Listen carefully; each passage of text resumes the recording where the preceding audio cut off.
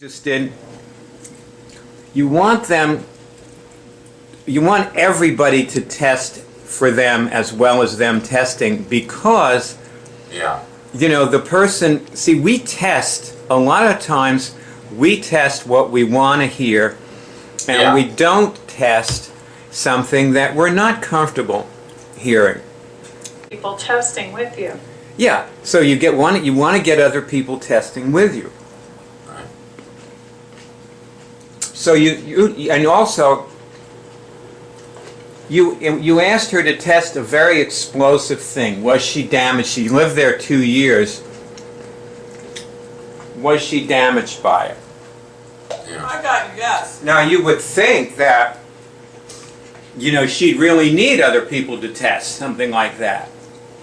Yeah. Like it's not very, if she was damaged, it's not very likely that she's going to get a signal. Yeah. Unless, of course, she absolutely despises the whole experience, in which case she'll certainly get a signal even if she wasn't damaged. Right, right. But I had a good time. I liked it there. Well, I mean, the thing that pops to my mind, So why don't we just all test? Was I damaged there? I got yes. I got yes before too. Me too.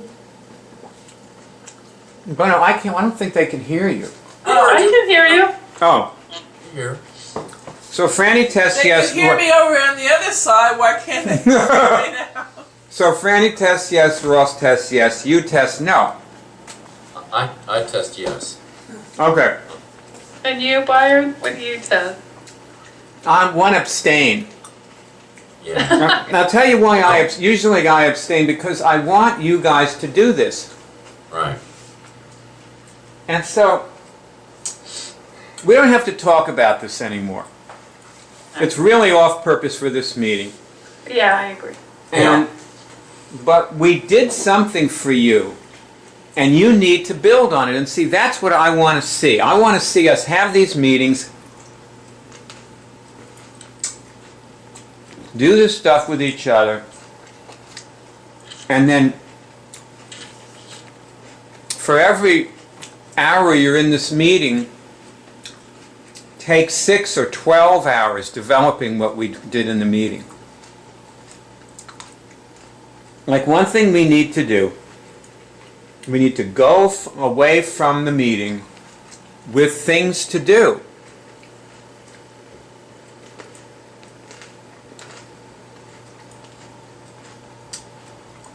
Okay, guys? Yeah. Right. Yeah. Okay. Now, Boots, how old are you? 48. Well, it's going to be real interesting to get you on camera in a few minutes when you get your camera. And look at you, because like, you've done fantastic with this vegetarian diet. Like, how long have you been on the vegetarian diet? Okay, I would say most of my life, and the better question would be, how long was I not a vegetarian? And that would be maybe 5 years since I've been an adult. Okay. And did your parents bring you up as a vegetarian? No, but they didn't eat a lot of meat, and we ate mainly chicken if we did eat meat. Okay. So not really, never had pork growing up, never, sometimes there'd be like a burger or something for some special occasion, but they were health nuts. That's what they called them when I was a kid. Right, okay. Well, I'll tell you, it looks like it paid off for them too, because I was looking at your father's website. Yeah, he looks good, huh? He's fantastic. Yeah, he is. Your mother and father are fantastic. They're amazing.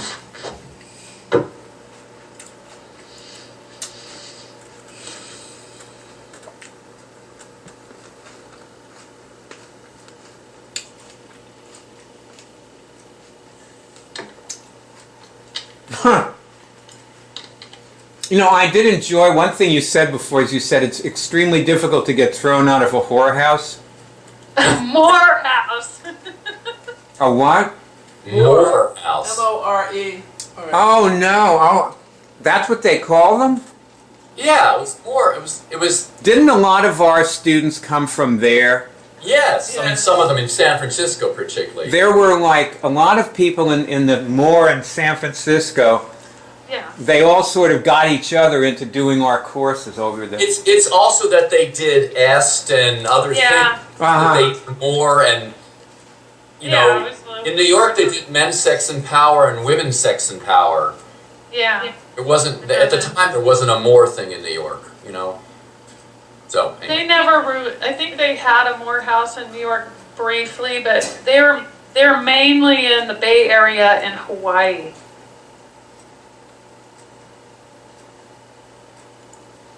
Yep. Yep. Okay. Well, anyway, you didn't say it, but I thought it was terrific. Anyway. You know, it's similar though. Now, what we're all going to do. And by the way, it seems to me like you have really made something of your life. I'm still making something of it. Well, that's so far. That's part of making something of your life, is to be, you know, have set yourself up to continue making something. Because what a lot of people do is they make something with the end in mind of not making anything anymore at some point. You know what I'm saying? You know what I'm saying? Yes. Like people try to go towards a place where they don't have to make anything of their life anymore. They've done it. You know what I mean? Yeah, right. It's Right. kind of, okay, I've accomplished something. I can retire or just coast, Or die or whatever. die, whatever. Well, I was lucky. I mean, both my parents, when they stopped working, they just did something else. You know, they just moved on to some other endeavor. They never stopped going, and so I had good role models. Yes. They're still doing that. Well, yes. I can see that from your father's website, where I believe I saw your mother's picture on your father's website. Right. So.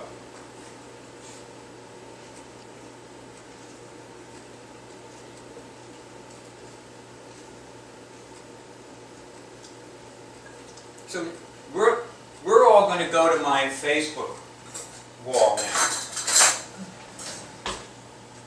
Okay.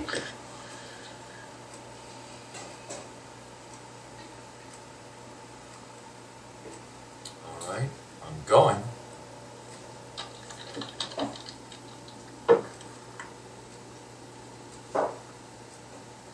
Oh, I gotta get my breakfast here.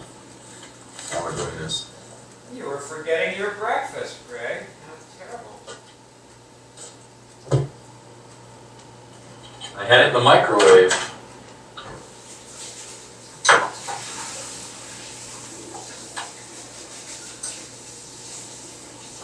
Let me know what you see on my Facebook wall. Let's see here.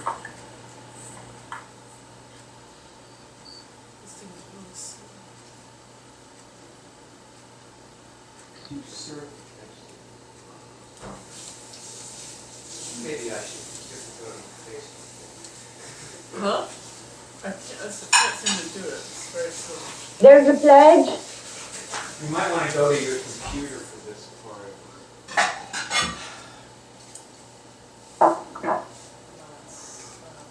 So what's the first thing that you see on my Facebook wall? A pledge. What? A pledge. A Video pledge. on India's female genocide. Okay. Don't do anything with that. Look under that. What's the next thing? picture? Plan. Only to extent another person can transfer knowingness. Yeah. The aloe vera picture. Boots, do you see that plant? Yeah, I like this. It's a succulent. Right. Now, Yeah. It's a more plant. It's a yesterday, the last time we met, we played a role. Yep.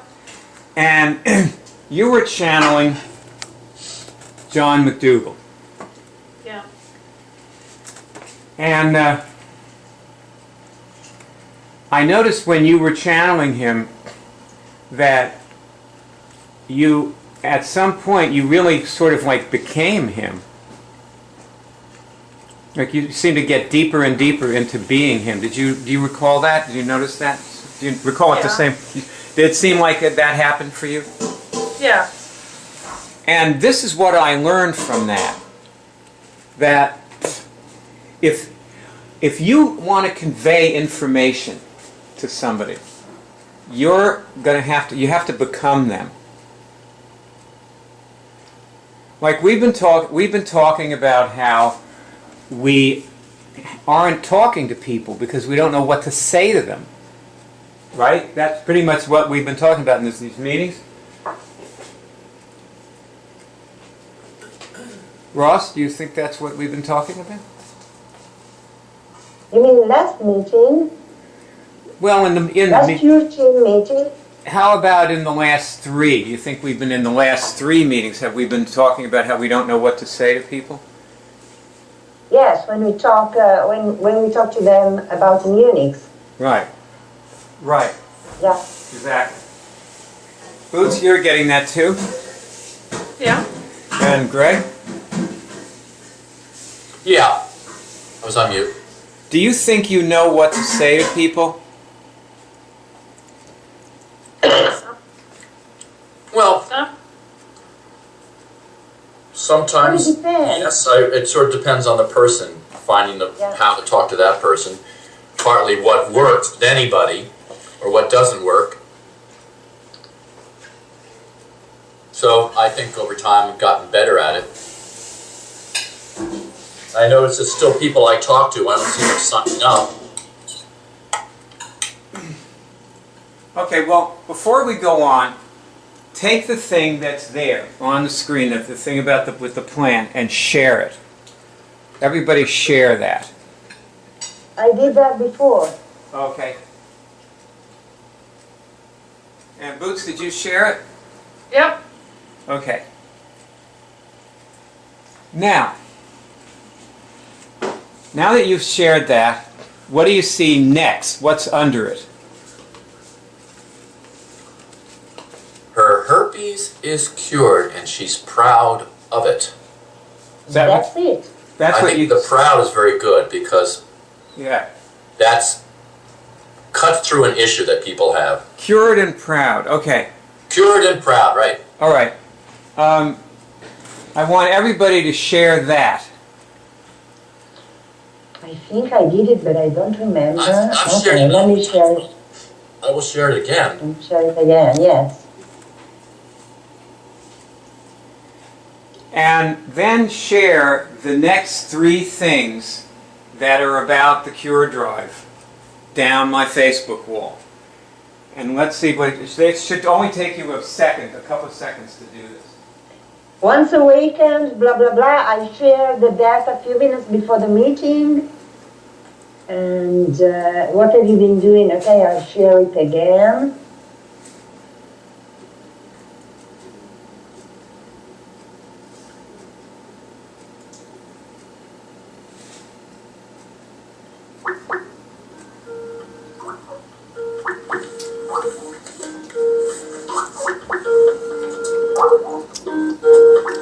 Fired Nell Coates is calling. You've got to accept her or call her back now.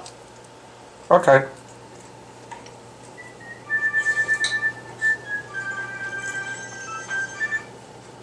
Hi Nell. Hi Nell. Fire will call you.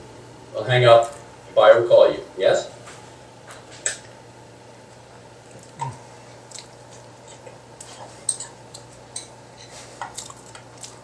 All right.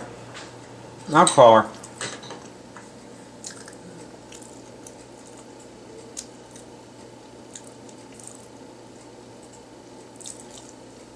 Here she comes.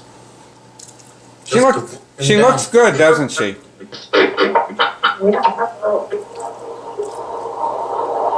Hi, Nell. Yeah, I'm here. Hello. Hi, Neil. Hello. Hey, it's good to see you. Turn off yours. Put yourself on mute. We're right in the middle of something here. So you on mute now? Nell, go on mute. Go on mute. I'm sorry. Put yourself on mute. I can't. Put yourself on mute. You'll find it. Move your You'll mouse. find. See the microphone, click on, move your mouse, see the microphone, click on the microphone, and it will go on mute. I'm going to start with the person. I'll get them to the computer. That's better. Move your mouse. Move your mouse, and it'll, and see the microphone when you move your mouse? Okay.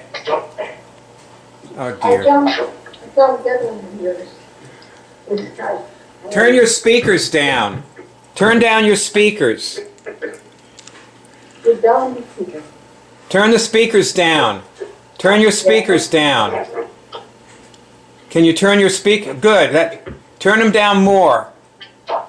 You know, it's still not good. You have to find your mute. Move your mouse. Look at the screen and move your mouse. You see the?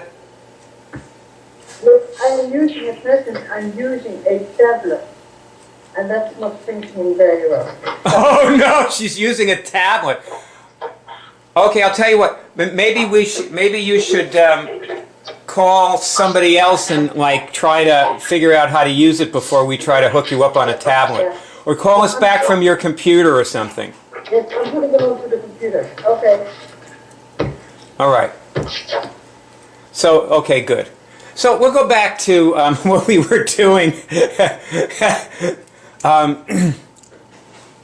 Make sure you know how to use something before you call us. Okay. So now, Boots, did you share all those things just now? I'm sharing them. Okay, you're still in the middle of sharing them. Well, they're kind of taking a while, but I started. Okay. And Ross, you shared them, and Greg, you shared them. Yeah. Yes. Okay.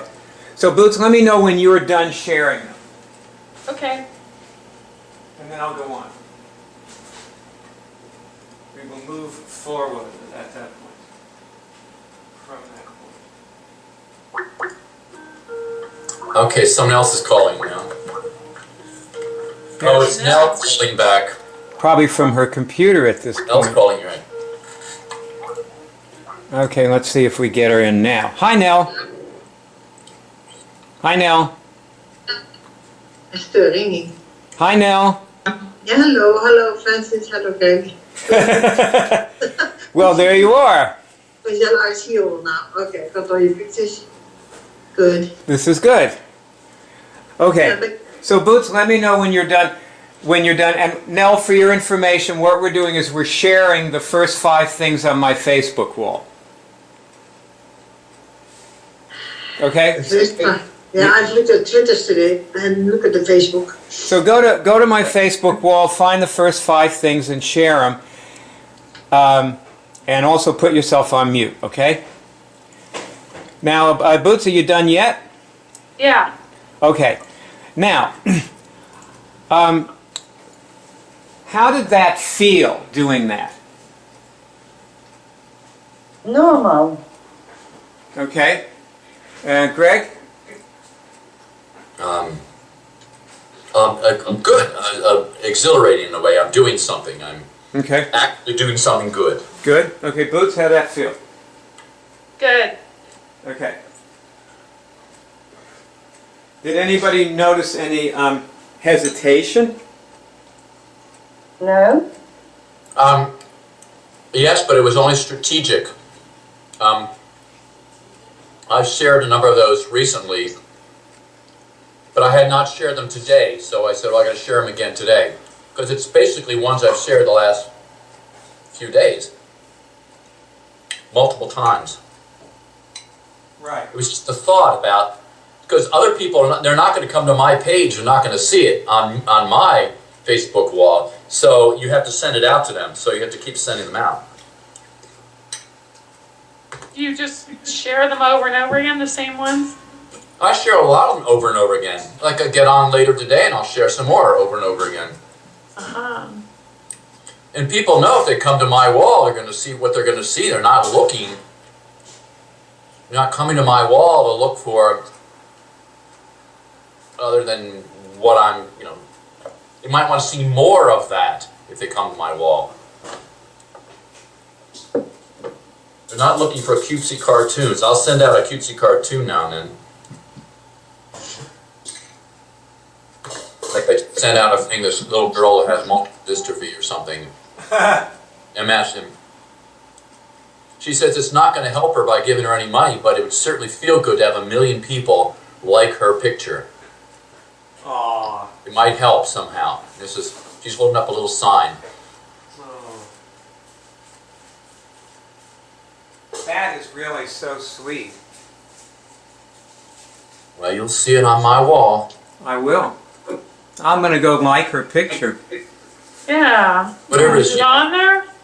She has something. What do I have? What is it that I... It's on, Is it on your wall? Yeah, I could go down a little bit here. Let's see where it is. Where it happened? Oh, it's next. It's on the right.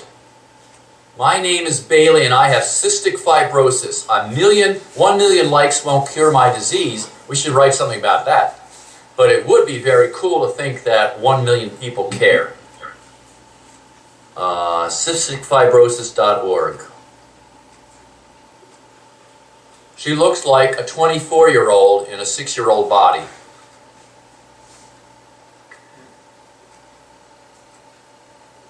Oh, Little blonde girl.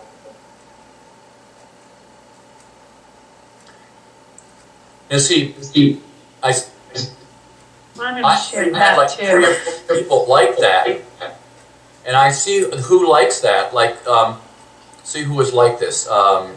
Tanya Smith, who I know, and this woman in France that I've talked to a few times named Regine Guipuy, and who was a friend of an actor, a French actor that I know. So that's our only connection. So I've talked to her about Cure Drive.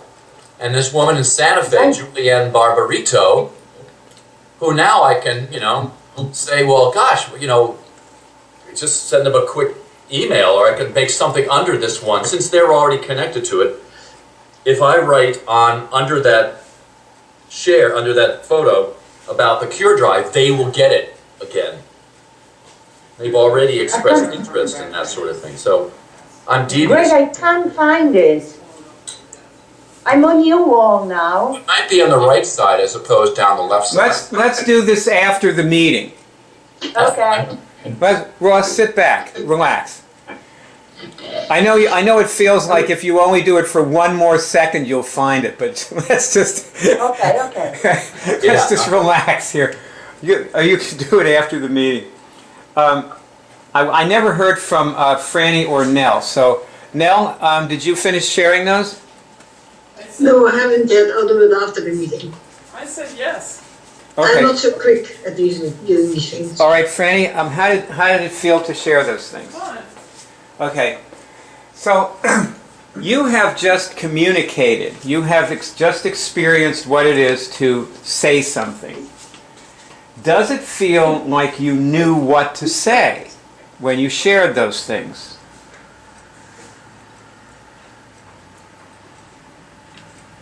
Like that you were sharing something that somebody else could get. Like you were saying the right thing. This was a good thing to say about this. Doing those shares. Let me ask Ross. Okay, usually I write a comment on what I share. And I didn't do it this time because I was doing quite quickly. Right. So, but just I prefer to add a comment. well, and wait a that's second. when See, I'll tell you what. I know what to this say. is just give me a yes or no. Let's start that way. So, did it feel like you were saying something that was good and effective when you shared those things? Yes or no? Yes. Yes. Okay, Greg. Yes. Boots. Yes. Franny. Yes. Okay, so for everybody it's yes. Okay, so one thing that we can see is that we have a lot of things that we've for whatever reason constructed or thought about or done, and they feel like we're saying the right thing. And another thing is when we keep talking about how we don't know what to say. But isn't it like, Boots, you showed a bunch of people how to do this, right? Yes. Oh, Nell, you got to go on mute. Nell? Go on mute. Okay. Put your computer, yes, on mute. Because Okay. it's feedbacking. It's getting into, okay, good. Okay. Now, you've showed a bunch of people how to do this. Doesn't it feel at points like you really do know what to say? Yeah. Okay, Ross, don't you feel like when you teach your students at the school how to do this, you know what to say to them? Yes. And they don't have any experience with this, right? No. Yeah, and you know what to say. Oh, put your mic up a bit because you're a little faint. Better? Yes, way better. Okay. Yeah. Okay. Yes, they don't know anything about it, and I don't know, it's a sort of a feeling. I feel when I can talk to those specific students, and when there are students that won't react positively. It's a feeling.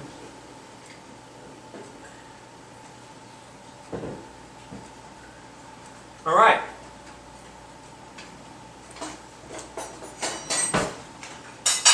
Boots, how is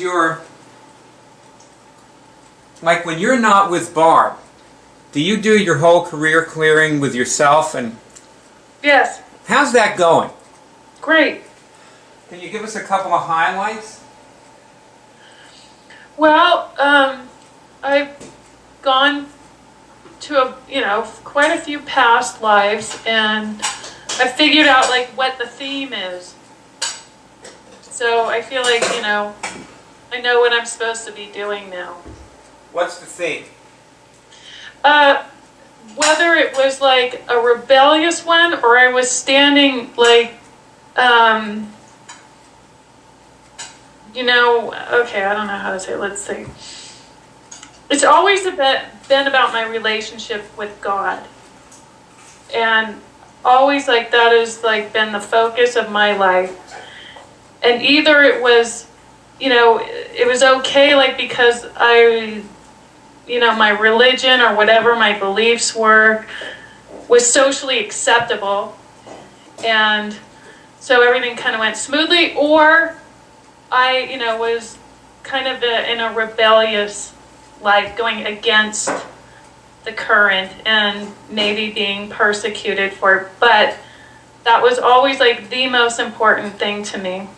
Was your relationship with God? Yeah.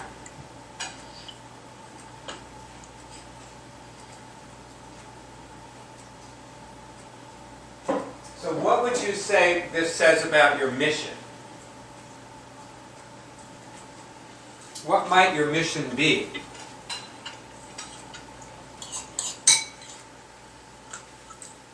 Well, I think my mission is to be closer to God and to be a role model in that relationship, to show people how I do it. And let's see. Yeah, I think you're saying Not this is so much, this kind yeah. of says, I think, what a mission could be. That you're here to show people what relationship they can have with God. Yeah. Put simply.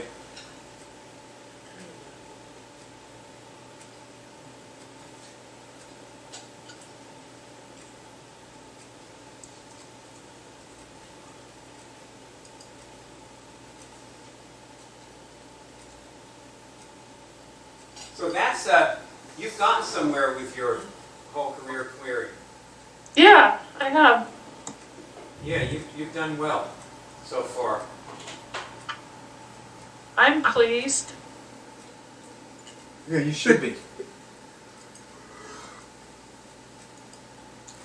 You seem to intuit and quickly home in on what's needed to be homed in on. Like when you were playing that role and you were John McDougal, you seemed to home in on him and channel him effectively. You know, and it didn't take you very long to get there. That was good. You know, you did good with that. Thanks. Yeah. So, I want to ask everybody, in order to be, what do we need to do daily to participate in the Cure Team and develop ourselves so that we can actually contact and bring in supporters and ultimately an ally? Like, what do we need to do? What are the things we need to do daily? We need to make a list. Somebody needs to type the list down or use voice recognition or something to make the list. You know, maybe Greg could use his iPod and just talk into it, you know, and make it that way. It'd be fine. Because it'd all be one-sentence things. So who knows? Like, who's got something that you think is important for each Cure Team member to do every day? Immunix. Yeah, but we all know everybody's supposed to do Immunix every day. I know, I'm just joking. We're talking about the Cure Team now. We really, but that is a good thing to say because we really have to remember that. You know, and it's pretty easy to forget it. Sometimes it is. Go to Facebook and share things. Yeah. And then go to Twitter and tweet about what we are doing, what we are curing, what we are feeling, what we are learning. Okay, so we're making a list.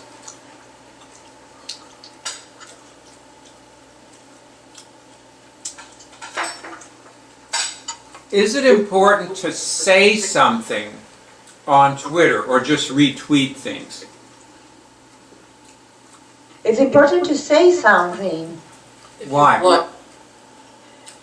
Because it's sharing, it's another way of sharing. Our cures, our feelings, our ideas. It's Yes. showing what we are. So, the practice, we're not practicing pressing buttons and retweeting stuff. We're practicing saying things. Yeah. Then we'll know what to say. Yes. With everything we say, it becomes more likely that when a potential supporter or ally is contacted, we will know what to say to that person. Yes.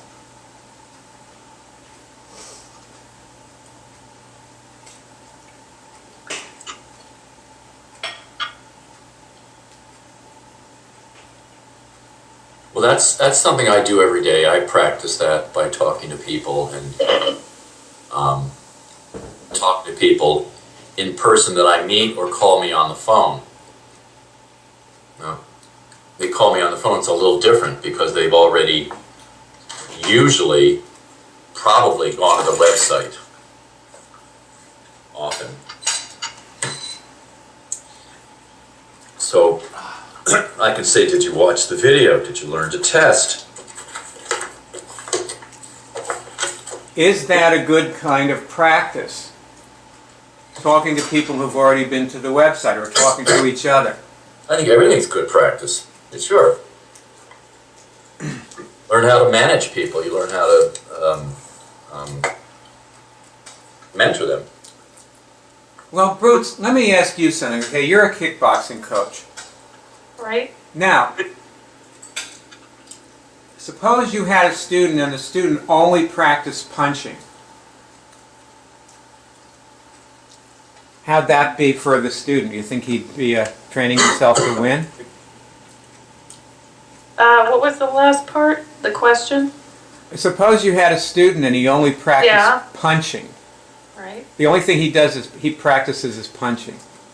He wouldn't be a kickboxer, he'd be a boxer.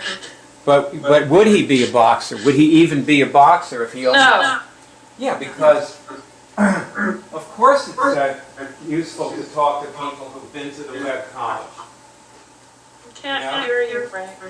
You disappeared. They've been there. It's fine. You're too far away from your mic, whatever it is. Oh, I see. Well, that's great, you know. But see, I think that the best kind of tweeting is introspective. It's what you've cured. The best kind, I think that Nate has a formula for success, and it trains him how to talk to anybody about anything. Because what he does is he cures something, and then he tweets about it.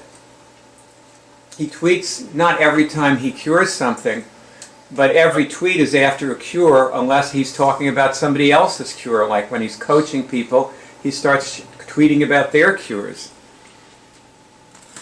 I've noticed, Boots, I think you've sent a couple of tweets about Barb curing something. Ross has sent a couple about Franny curing something. Those are good. Those are introspective, too. They seem introspective to me, and emotional. Anyway,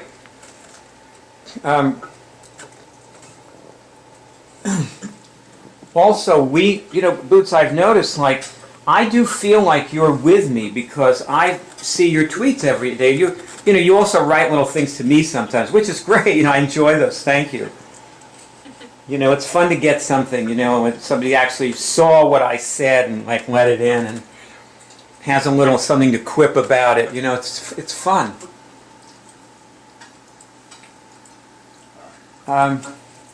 Okay, so Greg, so far you got 2 things on your list. You got share things on Facebook and tweet. Yep, got both of those. And the reason to do these is what? Why are we doing it? Greg, why are we doing it?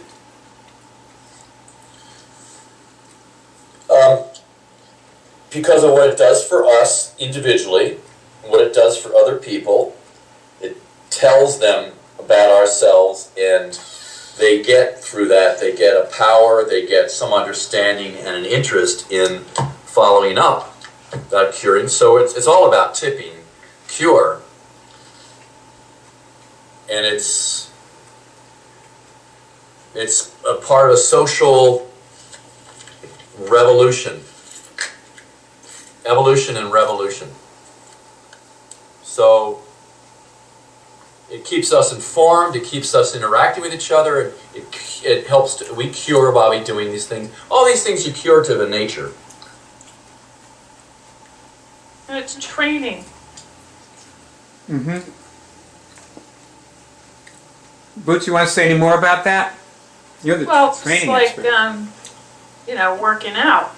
It's practice, you get better at it, it becomes second nature, you don't think about it, it's like, like my kickboxing. If somebody throws a punch at me, I know how to deal with that.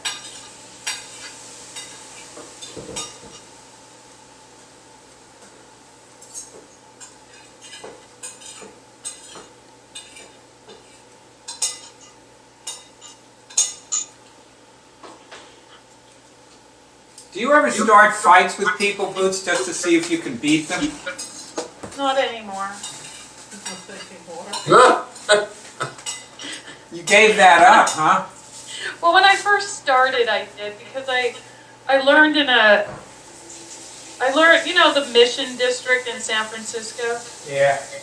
Well, that's where the studio was, where I started kickboxing, and there were a lot of men in the class, and they didn't want to fight a woman. They just felt like, you know, they weren't supposed to hit women. And so, you know, I felt like I wasn't getting like the same treatment, and so I kind of would go after them. And once you hit somebody, all bets are off. I just want to get you after that. Uh-oh. Can't hear you. Your sound has gone down. Yeah. All right, let's. That was a good cough. Whoever did that. I heard It that. was me. Yeah. No, not well. Well, it'll come back. Okay, now it's back. I believe that's back. Yeah. Okay. Yeah, see, I used to have to fight men because there weren't a lot of women, and, you know, I wanted to prove myself. I wanted to prove that I was as tough as the guys, and so I would always volunteer. I would always test and see if I could hold my own. But then you learn in martial arts that that's not, you know, that's not part of what it is, starting fights and stuff like that. You get older, wiser. You don't want to get hit in the face anymore.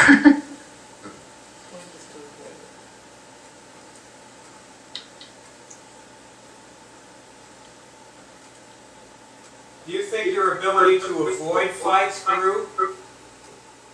What? You're breaking up, Bayard. Did your ability to avoid fights get more proficient? Who's Okay, screaming right. like that?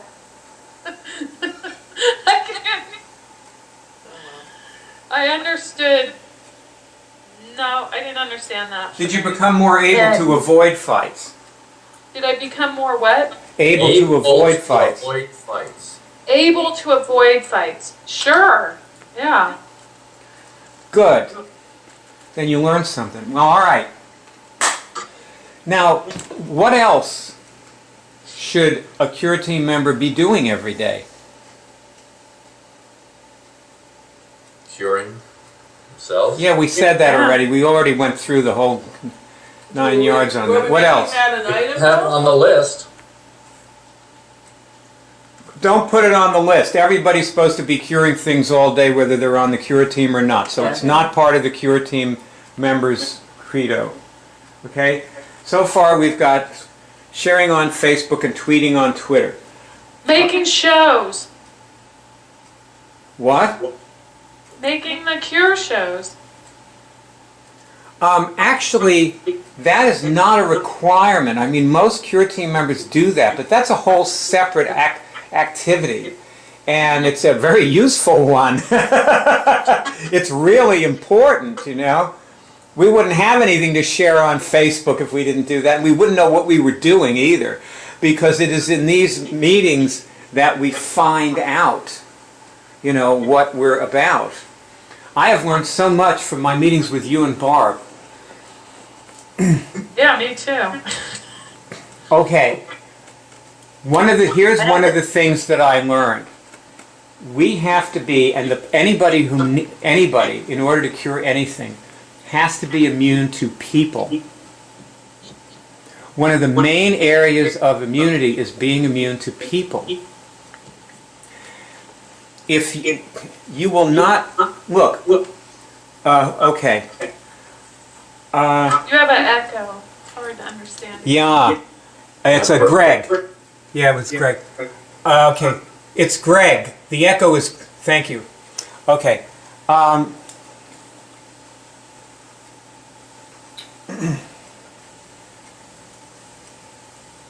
Bayer, can you explain that a little? Yeah, I will explain. I was starting to explain it. Yeah, that's what I was doing.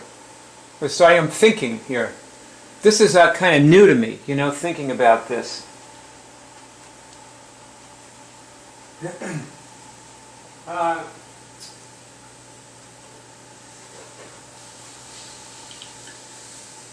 It's a major area of immunity. We keep seeing people. Okay, look. Boots, let's use you. Where's that camera? I want to see you. I don't know. I can go down and look for No, Nicole. forget it. No. Yell down to her to bring the camera up. How about that? Okay. Hey, you! I still have to leave. The door is shut and she won't hear me. I have walls that All right, are let's just let's just 1 inch thick. let's just do this. Let's just do this. Okay. Okay, let's just do it. How do you feel about writing to John McDougall right now? You feel like you know what to say to him? Yeah, I think if I started writing, it would come to me what to say. Yeah. Okay. And that's because there are times when we absolutely know what to say to people. It's just there. And a lot of times, Right.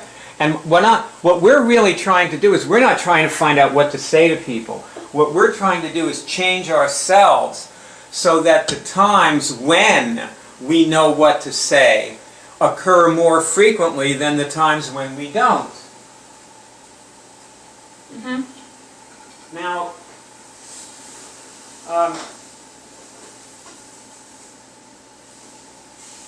suppose, let's say, you write John McDougall and you get a polite, sort of like lukewarm, thanks very much, but right now I'm too busy, da-da-da.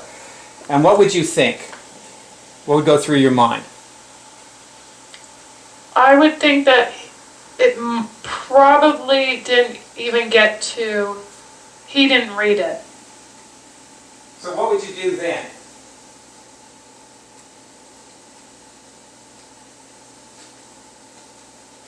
Maybe write again. And when you wrote again, what would you say? I don't know yet. If I felt good about what I said the last time, or I don't know, maybe I'd change it. Okay. I don't know who I'd be dealing with, like who's really reading this, and what's it going to take for them to pass it on. So what would you say? I'd maybe just try a different. Okay, now, hang on a second. There's two things that I'm seeing here. One is, your first thing was, I don't know. So we're back to, you don't know what to say. See what I mean? Well, when I would write to him and I would send it, I wouldn't send anything that I didn't feel like was the right thing to say. See, but the thing is, what I'm trying to get us to know ourselves. That's the purpose of this conversation. I want us to, all of us, not just you, I'm using you as a person I've talked to, but I want everybody to know themselves. And the fact is that you hit situations where you really don't know what to say, even if you feel good and relaxed and you've been curing a lot of things and you're in a great place and it's all terrific. But, you're just places where you don't know what to say. You need to, know that about yourself, okay? Mm-hmm. So, number one. Two, I don't know how obvious this seems. Wait a second, let me just...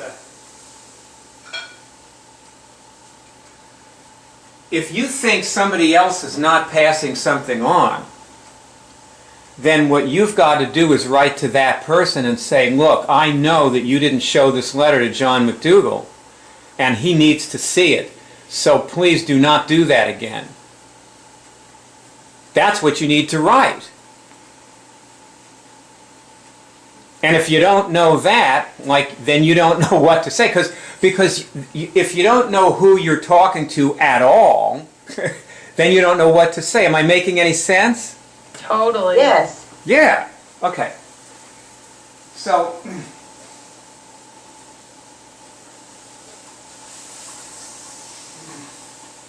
one question is, why didn't you think of that before I said it?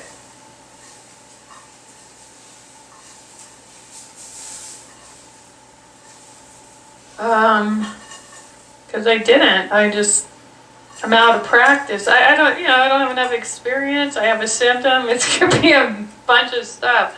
Yes, okay. That's well put. It can be tons of different things. And so how do you deal with those tons of different things? What do you have to do?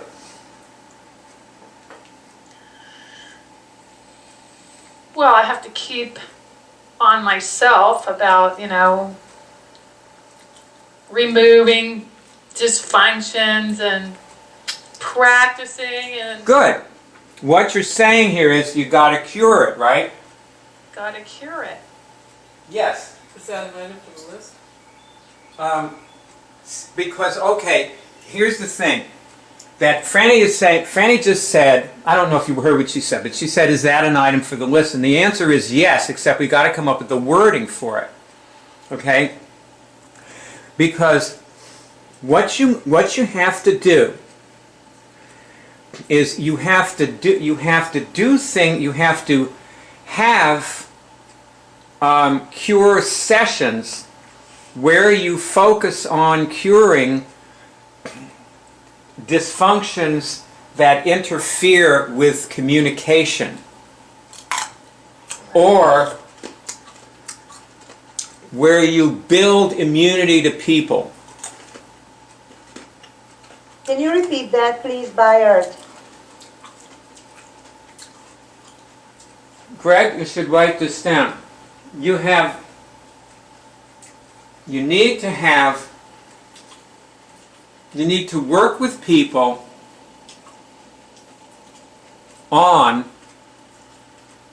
like, do curing activities with yourself and or another person.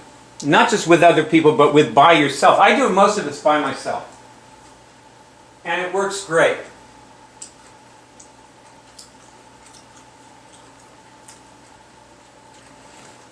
But I'll tell you, see, the thing is, it works better with another person for me sometimes, and I'll tell you why. Because I'll be out in the park, and I'll be talking to my, imaginary person who I'm talking to. And in the middle of it, I'll just go off into something that I'm interested in or whatever. Or I'll start grinding some axe, or a dysfunction will come in and I'll start being angry. And I won't even notice it for like 10 minutes. And I'll waste like 10 minutes. Like I go out for these walks in the wildlife area every morning. I've done this every single morning since the day I got here. And like usually it's like, now lately it's around an hour, but it used to be like 2 hours. And I know, when I first started here, I'd spend like I'd do my whole practice session practicing being pissed off at somebody. It was a disaster. I was teaching myself how to be dysfunctional. Really, I know it's funny, but it was an outrage, And, but I got wise to myself. It does help to do it with somebody.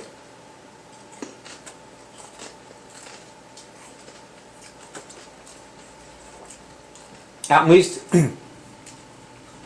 a day or two a week, Like, when you do your whole career clearing with Barb? Yes. Well, you could use talking to somebody in the present as an example of expressing God to them. And work on your communication that way, since that's your mission. Mm-hmm. And then you could access, if you find a dysfunction, you could connect it to like past lives and find out where it came from and why you adopted it. Right. Let me just give you a clue. Have you ever cured an impairment or a disability?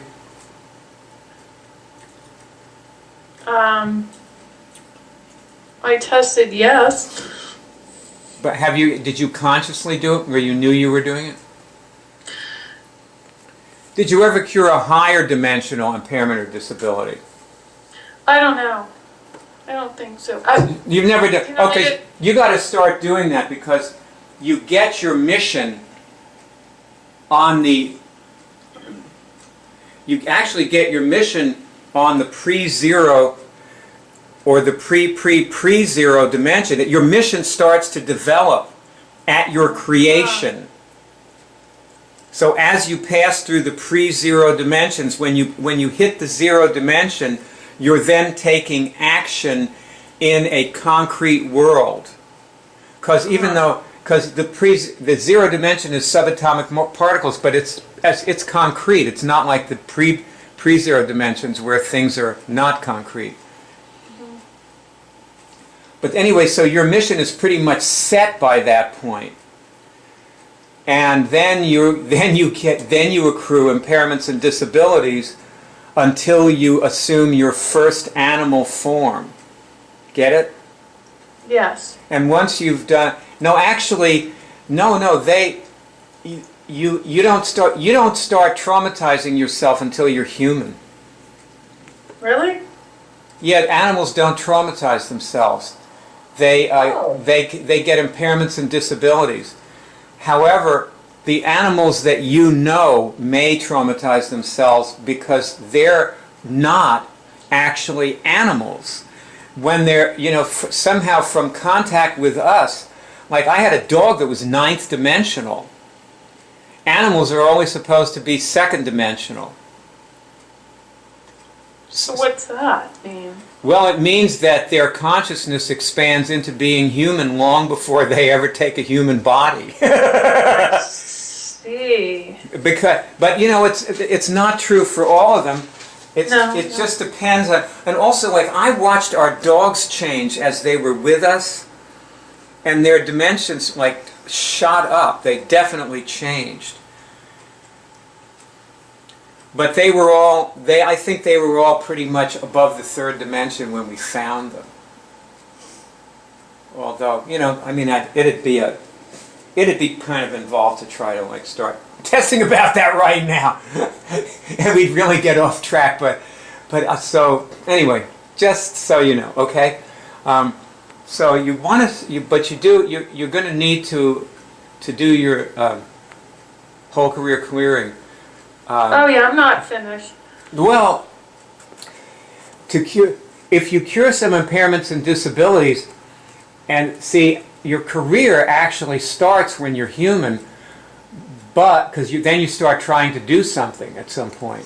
But actually, it's not really that simple. Like, I was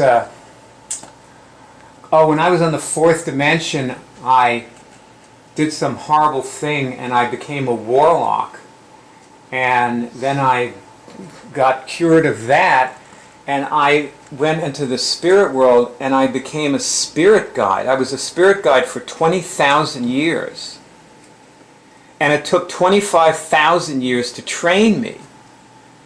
So I spent like 45,000 years disembodied.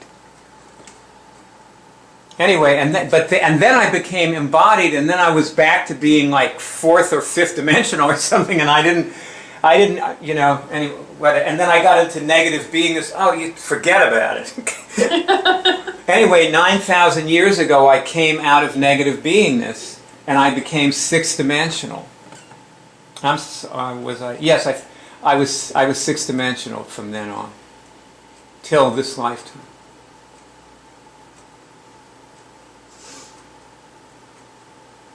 Okay, back to just trying to give you daily routine. Probably there should be something in the whole career clearing like this, like an example. I don't think there's enough in there. So maybe I ought to cut this part of this movie out and just stick it in there, so that when people go in there, they find a movie that can help them, understand it better. What do you think? Yeah, it's a great idea. Well, you didn't get much. And what? We did a show, I think maybe the last show we did when we talked about it, and there was like this aha moment, like, okay, that's what I'm supposed to be doing, because I didn't get that from just what the text on this on that page said about the whole career clearing. I see. But then you said something and then I got it, and it was in that movie. I think it was the last one. Yeah, that movie should go on the whole career clearing page. Yeah. Resolved in our meeting that the Bono will add that to the whole career clearing page. I've written a note. Franny has written herself a note. Has made a notation. As Mark says, make a note. Really? So, okay. So one of the things that CureTeam members need to do is to, like, for example, do a role play with somebody for 5 minutes and then look for dysfunctions, you know, and then see what comes up from there, and then clear things, or cure things. Right.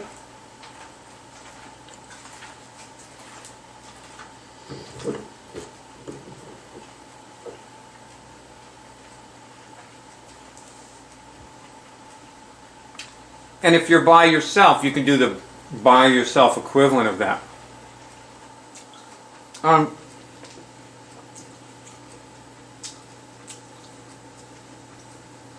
Can you remember when we first started talking about speaking to John McDougall, and you had some hesitation back then? Probably, yeah. That hesitation comes when you're not immune to the person. Yeah. Like, let's do something with a scale of 1 to 5. Ross and Boots and Franny and Greg and Nell. Nell? Yes. I think Nell should do this with her son. So what I want you to do with this person on a scale of 1 to 5, with 5 being the most immune, how immune am I to this person? Can you give the name of the person? Ross, do this with your husband. Excuse me? Your husband. What's the highest? 5. 5. That's the most immune? Who am I doing this with? Your husband. Oh, okay. Oh, okay. Both Ross and I with our husband. I did my father. How about That 2? correct? First I got 1. I think there has to be follow-up to this about how, well, I guess maybe it's part of immunity, how fully engaged you are with this person, because part of immunity is being open and in relationship. I mean, I'm immune to people just because I just pass them by and I don't talk to them, but that's not real immunity. Oh. No, that's probably a Greg. 0. Greg, you don't have to understand something to test it. You can test it and understand it later. But I had my volume turned down so that I wasn't feedbacking, so I didn't hear who am I doing this with? Franny. Oh, Franny, okay. Okay, so how... And if you get 5, it's the highest, you are totally immune. Highest No, is 5. There's a 5 plus AAA. Well, I get 5 in my immunity to Greg. I get 5 with Bono. I get 5 with my husband. Boots? I don't want to talk about it. Oh, come on, Boots. I I understand. got a 3. A big C minus. No! Lighten up, baby. I got a 3. Nell, what about you? I don't understand the word what you're doing. Oh. Yeah. So I didn't get it. And the Bible told Neil who has to do this with. Say it again, lady. I'm trying to hear you. Tell Nell... Hey, Ross, your microphone slipped down again. Tell Nell who she should... I was saying that nobody told Neil who she need to do this with. Help Nell do this with her son. Okay. Now, do you understand now? You have to test on a scale from 0 to 5, where 5 is the maximum immunity and 0 is the minimum, how immune you are to your son. So the question is, how immune am I to my son? More than 0? And if you get yes, more than 1? I've got you. Okay. Okay.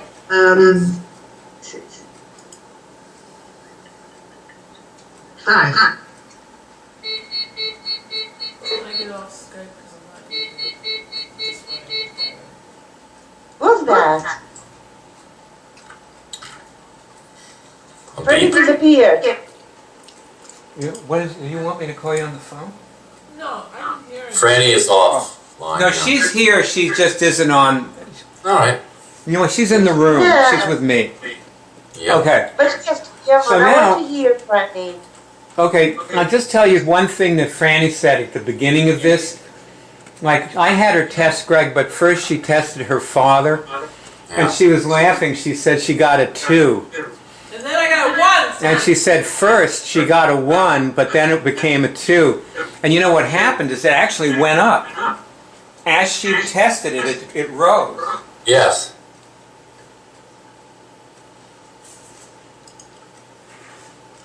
If you get a low number, can you raise it?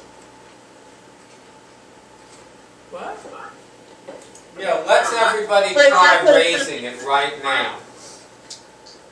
Boots? Oh, yeah, there's so much echo, I can't understand anybody. Okay, who's that? Greg, go on mute, thank you. So Boots and Franny, raise your immunity. Franny to your father, Boots to your husband.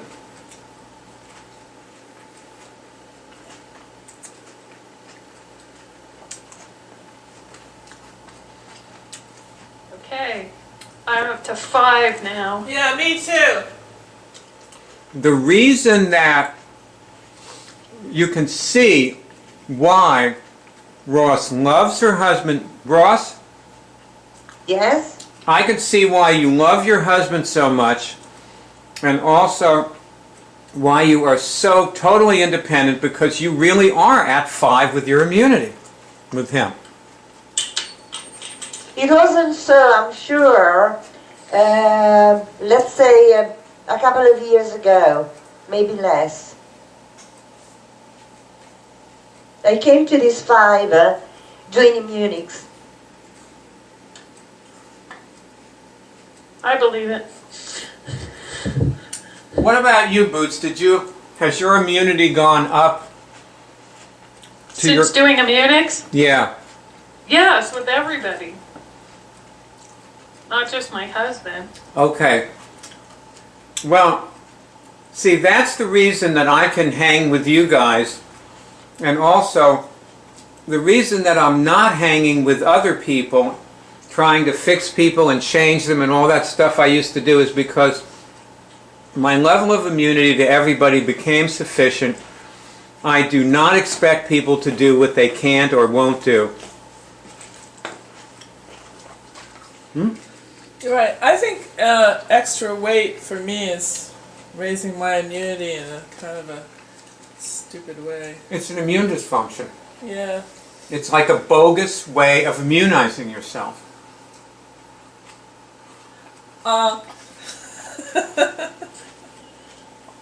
Franny hunks my nose. She goes, onk. But he's so serious and he's so happy at the same time.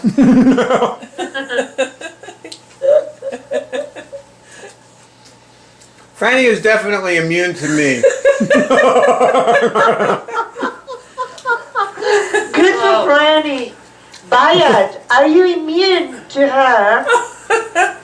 On a scale, am I, on a scale of 1 to 5, am I a 5? Yeah, I get a 5. Good. Wow. I may have raised Great. it as I was testing it. It's 5 now, you I know. wouldn't mind honking that Greg's nose right now. Greg, lighten up! So, here we have 3 things that we came up with that we can do to be CureTeam members every day. So the third one is raising your immunity to people? The third one is raising your ability to communicate with folks. It's raising your ability to communicate with folks. And it includes, you know, like it includes doing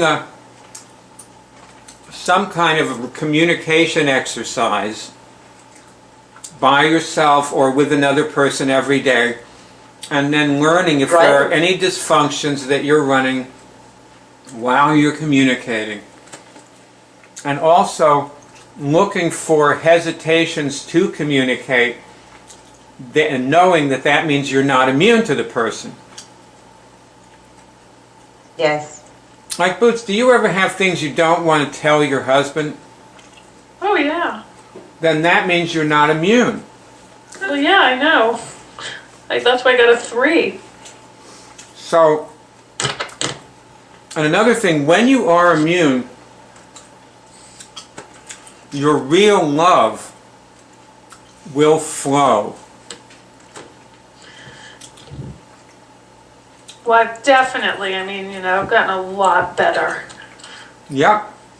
A lot better. I think you're amazing. I love you, Boots. I love you. I love you. You're an example to me, for sure.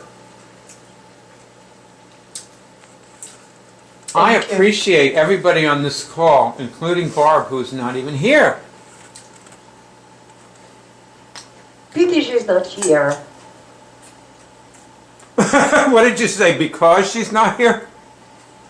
No, pity she's not here. Yeah, yeah. Yeah. Well, it's a pity, but she can listen to she can watch the movie.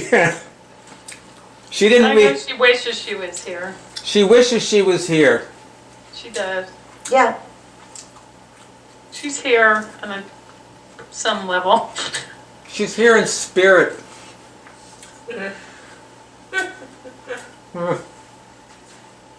We're always together in spirit. That's what I think. That's what I believe. I know.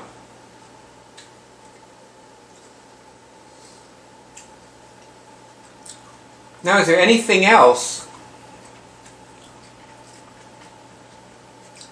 that we should be doing every day? Not getting attacked. Well, another way of saying that is to be to build immunity to people. Yeah.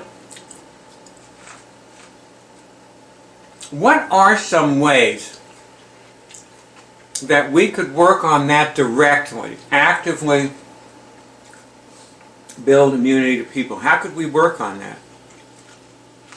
Well, I think we can test, like we did earlier, how immune we are to somebody, and then if we get a low number, we can raise it.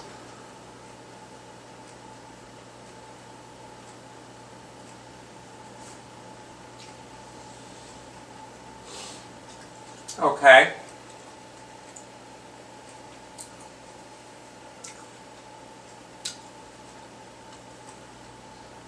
Well, Boots, you know what you were saying about how when you started martial arts, you know, like you did things that caused people to like want to fight you. Now, hopefully those weren't bad things. You know, you just brought out the competitive streak in them. Yeah? Yeah, I was testing my skills. Well, I think that we need to find people to say things to about this, especially people in whom that might produce an attack. See what I mean? Yeah, I do that. I'm doing that now with my family. How's that working out? Great. Like, I bust them all the time. I told my daughter this morning, you're attacking me, I feel it. And she's like, I'm drinking my milk. Like, and you're attacking me at the same time. You're multitasking.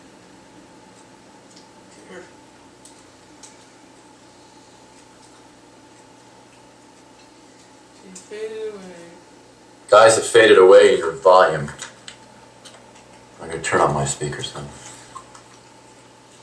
I wasn't saying anything. No, but And faded away.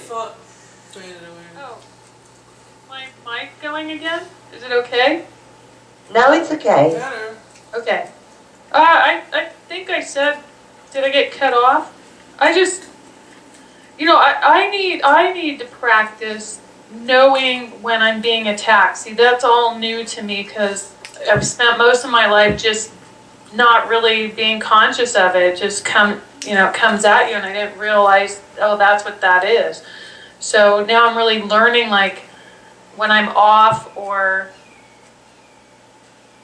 either, or or I start feeling bad or something, something's going on. Either I'm running some symptom or I'm, there's an attack going on. So I'm just learning how to recognize that and do something about it pronto.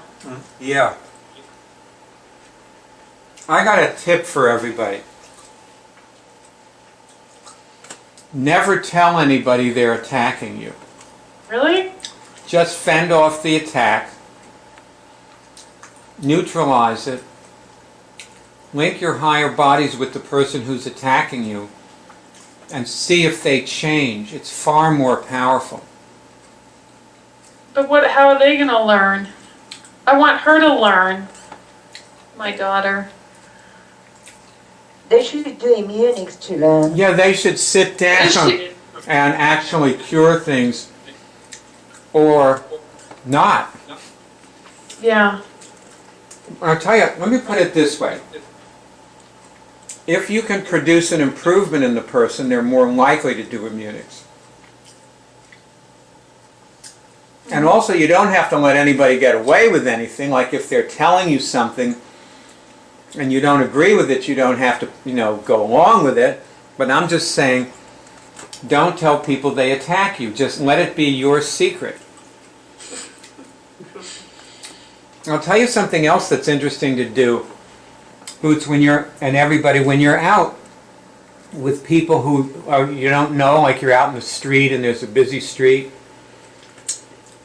Test people's dimension, and when you find third dimensional people, raise their dimension to the sixth dimension. You can do that as they're walking by. See how that feels. I used to do it with people in the pub where I went. And some of these people, because I'd see them there all the time, and they truly changed. Did it lapse? Well, what usually happens, like there was one guy, I'll just tell you the story. The guy was fourth dimensional. I raised him to the sixth dimension. What happens is they always drop back to the fifth dimension, and they often become witches. So that's not an improvement. Well, it is because they're on a higher dimension. And what happened with him, the fifth dimension is family and, our home, family, life responsibilities, that sort of thing, And this guy, he came over to me and started talking to me, and he told me that he bought an apartment complex and he was managing it and he was getting married, and it was like unbelievable. Like he changed into a fifth dimensional person and went after all those things that fifth dimensional people, do and have. Wow. So, and that was permanent because it was like 2 or 3 months later they told me this.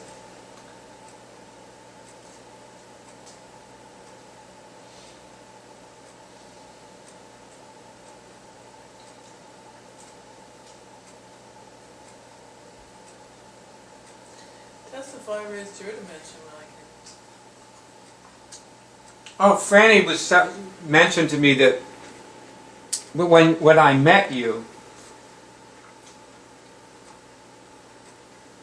Franny raised my dimension.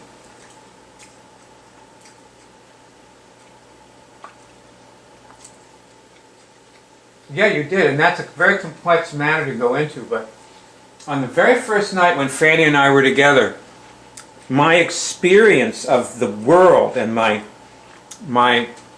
everything I was looking at changed, and it became like when you start curing things and you're just like empty and you're absorbed in the beauty of the world, and that's how it was for me. Beautiful. And I also felt like Franny was the most beautiful woman I'd ever seen. And that was not when I first laid eyes on her. That was about an hour later. I changed. I never even noticed this or realized it until she just asked me this question a minute ago. Interesting, huh?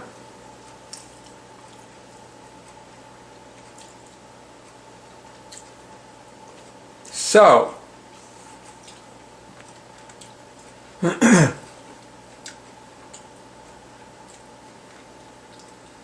okay, so did we put a fourth thing on this list? No, that we just embellished the third one. Okay. Okay.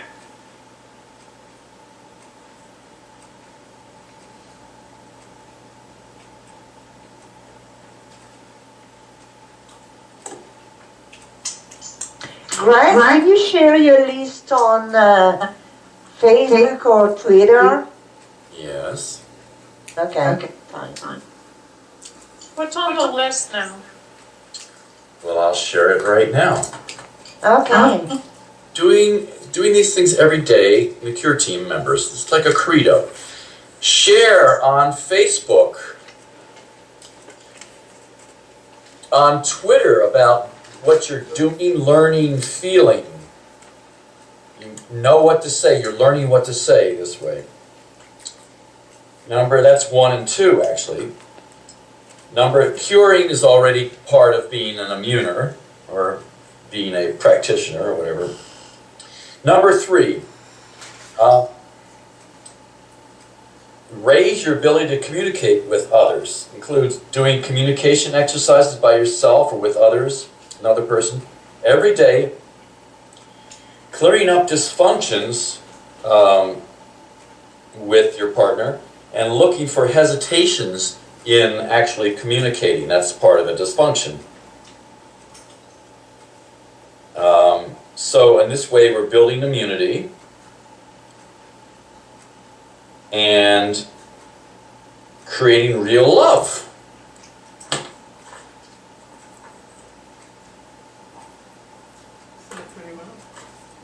Well said, Greg. Well said. I'm getting a haircut today. I found a Groupon, so hey. Well, for anything else, we can wait to subsequent meetings.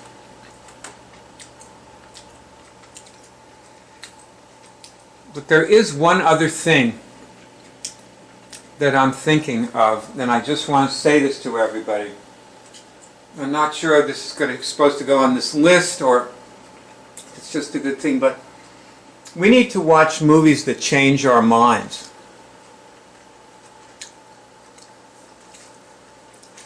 Like on my Facebook wall, you will find some movies today, if you keep going down, that are not things that they're not about the Cure Drive. And they are movies that change people's minds. And they can change your mind so that you see, because what we're doing here has never been done before.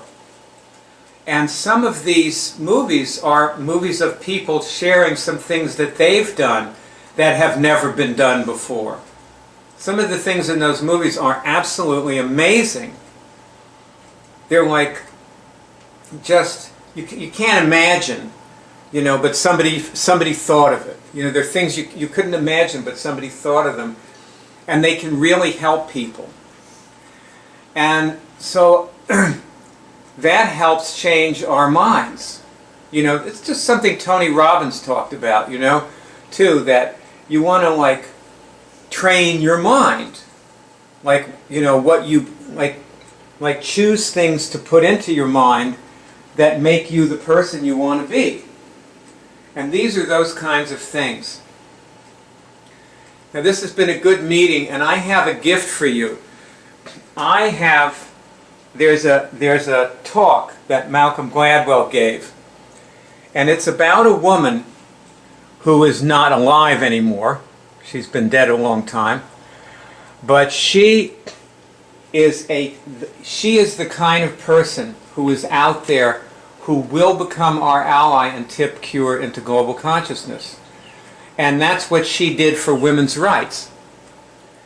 You know, she was one of the founders of the women's rights movement, and she was the most unlikely person that you could ever imagine. She was just, you never in a million years, if you met this person before the age of 50, would you ever have thought that she would be an advocate of any cause other than, you know, the size of her living room or the decor of her bedroom or something, you know. And yet she became a world-changing person, and so did her daughter. And would have never believed that about her daughter. You know, if you like knew her daughter when she was young in New York. And so I'm going to put this on my Facebook wall after we get off. And thank you. I urge you to watch it. I really am honored to be with you. It's wonderful to have people like you in my life. And of course, Greg has been with me so many years, you know.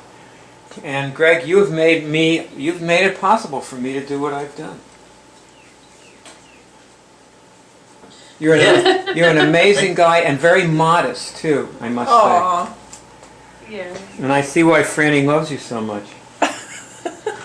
And you're cool. I love you guys. And, you know, Bart and Franny, and now you two, you other guys. The new guys. My best friends and best people in my life that I'm with for all eternity. You know what's very interesting is one of these movies, and I think I'll share this one too.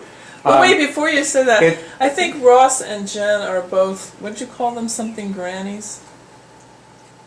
English grannies. English grannies. Grannies. Ross and Jen are English grannies, and you should look. There's a movie that Bart put up on his Facebook page about, it's this Indian guy talking about how kids can learn. Anyway. It's there, yeah. I'm really going to become a granny briefly because my husband's daughter is pregnant. Oh, great. Wow. Wow. Yeah. Great. Cool. Yes. She wanted a child very badly, and at a certain point she gave up because she said, okay, it's not coming. And I told her, Daniela, remember, the moment you relax, you'll get pregnant. See, and the English right. granny. I told you, the English granny. That's what English grannies do. Yay! I hope that God understands when she says, I want a child badly, so it's not a bad child. You want a child so badly that it becomes, no, you get it. No. I want a good child. I want a good child. To go Yes, back I to want what to try Greg the was country. saying a few minutes ago, when you were saying that it was great to be in this company. There's a guy, and I'm just telling you, there's this guy. I'm going to put his movie up too. I'll share two movies. And he talks about like a way to revolutionize family life.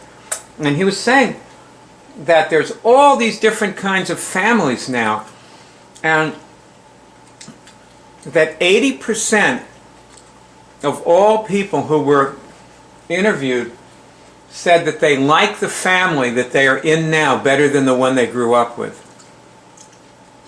Well, hopefully they've progressed. You know, I think like you have to learn how to include your biological family members and how close they become. Like I became very close to my cousin in a way that I was not with my brother. In certain ways, like worldly ways. But, yeah. Yeah. Yeah, yes, I agree. I'm sorry, I'm just talking now, so. Well, I wanted to say, Byron, that I finally ordered the tipping point. It should be here. And I watched the Kenna problem of Malcolm Gladwell. That was a good talk. And then the other one that you sent about the spaghetti sauce. we should discuss that because, see, if everybody would watch the Kenna problem, which I tweeted a few weeks ago, we could home in on this problem more because, see, we're Kenna. Right. And it's like, you know, it really is that people don't have the vocabulary to talk about this. And you do, but it doesn't mean the person you're listening to does. I mean, the person who's listening to you does, yeah. So, more about that for next week. Also, clear sailing for... Thursday? Should we meet Tuesday or Thursday? No, you decide. It doesn't matter to me. Let's meet Tuesday. Okay. Tuesday Back on Tuesday. Tuesday this week. I will... I hope Barb can make it too. I'm sure she'll be able to make it. Hey, Bono, you know, Ross, Jen, and I are your English grannies. That's right. See, you have something to contribute to Fire. That's... All right, guys. This is... Oh, and if you want to hear the movie about the English grannies, if you go further down my Facebook wall, and I wrote to...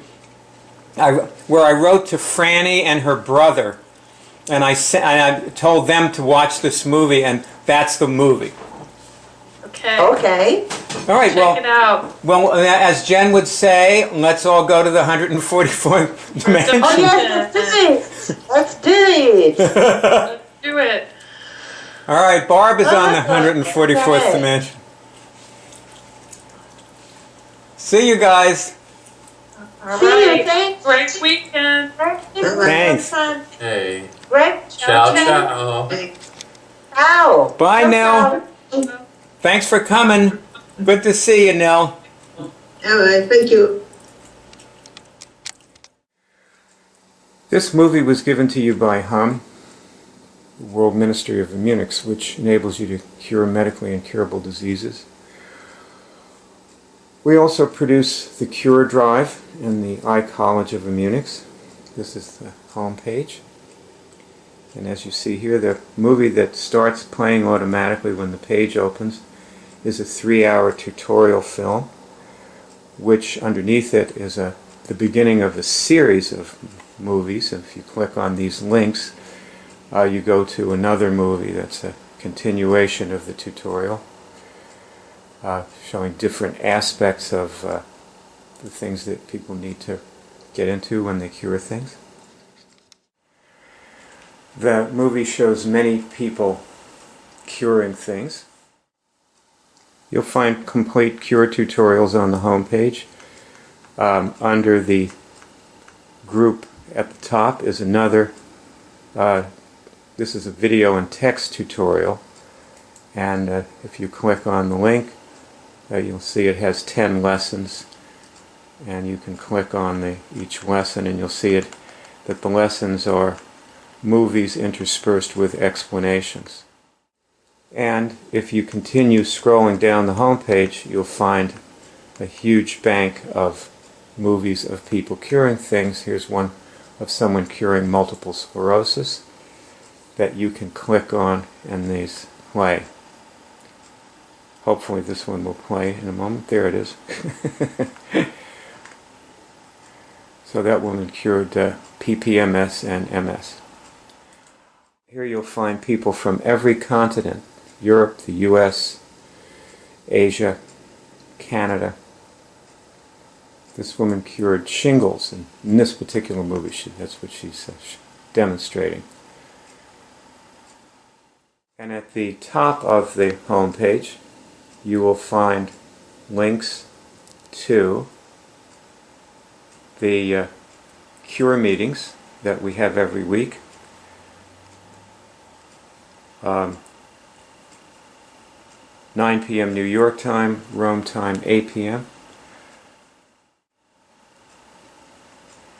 Underneath the cure meetings you'll find a link to friend me. It's actually Byard. I'm Byard speaking to you on Facebook, and you'll meet many people who are my Facebook friends there who have cured various diseases. Many of us have cured herpes, which is what I cured. Also there, if you have trouble getting signals, there is a whole bank of movies that focus on people who are just starting to get their first signals. Many of these people went on to bigger and better things, and you see them in other movies. But these are movies about their signals, how they got their first signals. At the very top of the home page, you will find above the masthead a link to the cure shows. And we documented people curing things on, we did this on the phone. There are shows on about 75 diseases, and the diseases are listed alphabetically, as you can see. You actually hear the people curing these diseases during these shows. That's post-traumatic stress syndrome from 9/11, the catastrophe. We have a show on that, and fever, somebody curing the fever, several people curing fibromyalgia, flu.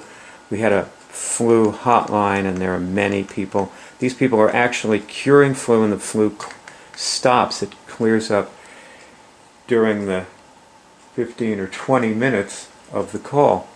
It doesn't take long to cure the flu.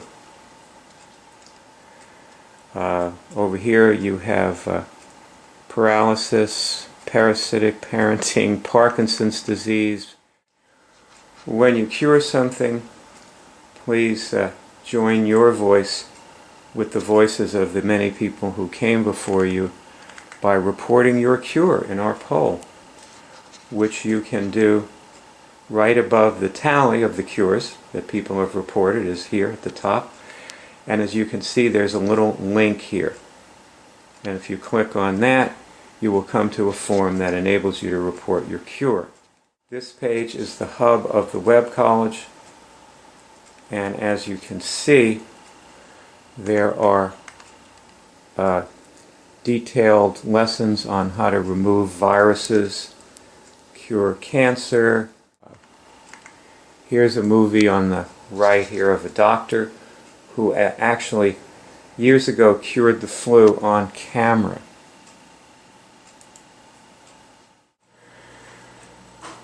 You'll notice that skill 1 in the hierarchy of skills is cure physical diseases. That's actually the easiest thing with this particular approach. And I've put a great many things in the hierarchy of skills that relate to curing physical diseases, such as ending trauma, working on your organs. Now, if we go into the Recode Your DNA, there are 10 applications or 11 applications, and Recode Your DNA is one of them. If we go inside here, what we see is a page with a huge amount of links. And then if we look at the links on the right, after the ones on the left which prepare you, these are the actual lessons. And you can see some of them. It might be hard for some people to see why blind installation procedure is related to recoding your DNA. And this is why we've put it in this application, so that it relates it in your mind. This is the reason the Webb College is organized the way it is to relate things for you in your mind. And obviously there are a huge number of things, like if you're curing cancer or herpes or any medically incurable disease, it's obvious that there are a great many things that you have to learn. And they're different for everybody. You do not have to learn everything that's listed here. And in fact, cure is instantaneous. And it's always unexpected how it will come. Like, watch these women. They're going to give you a perspective. This is a good way to conclude this little overview I'm giving you here. Say, can I go to the 144th dimension? See if you get a signal on that. Can I go to the 144th dimension? Can I go to the 144th dimension? Yes? I guess I can. Go ahead and do it. Okay, Okay. both of you go to the 144th dimension. I'm taking myself to the 144th dimension. Me too. No stopping for gas on the 8th dimension.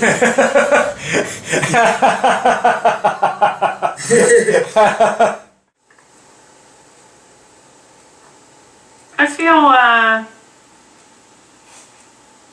clear.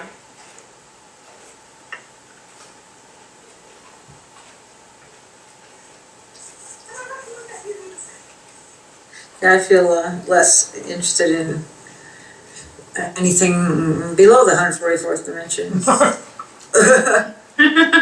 Can we stay here all the time? I know, exactly.